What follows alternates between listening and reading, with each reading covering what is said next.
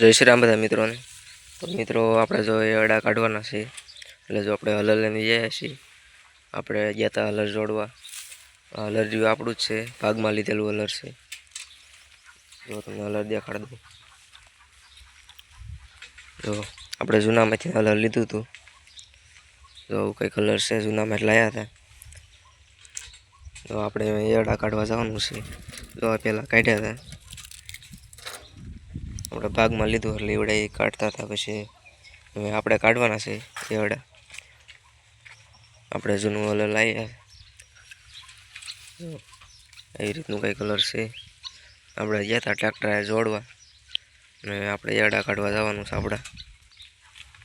તો જો અહીં આપણે એડા કાઢવાના છે. આપણે હલર વ્યા છીએ. જો ફિટ કરે છે, સેટિંગ કરે છે થોડુંક, કારણ કે આપણે પહેલી વખત કાઢવાના છે એટલે થોડુંક સેટિંગ કરવું પડશે ટ્રેક્ટરે. પછી જો આપણે એડા કાઢવાનું ચાલુ કરવાનું છે.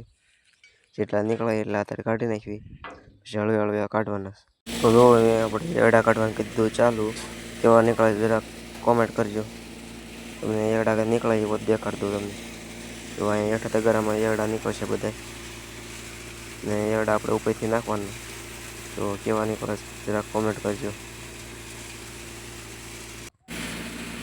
એડા કાઢીને બધા જો આપણે આ ટોલીપ નાખવાના છે, એટલે સીધા ઠેકાણે આપણે જ્યાં લઈ જવાનું ત્યાં જાય.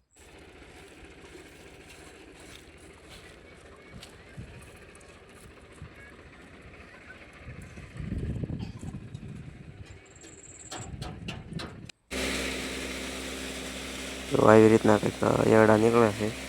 અહીંયા જો વધારાનું બધું જે દાખલું હોય એ બધું અહીં નીકળે છે બારું.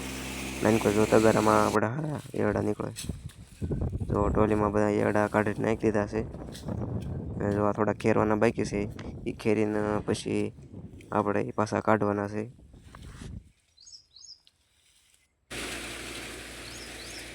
જો આપણે નાની ટોલીમાં ભરવાના છે એડા બધા, બીજી વખત કાઢ્યા એ ટોલી ભરાઈ ગઈ જો આખી.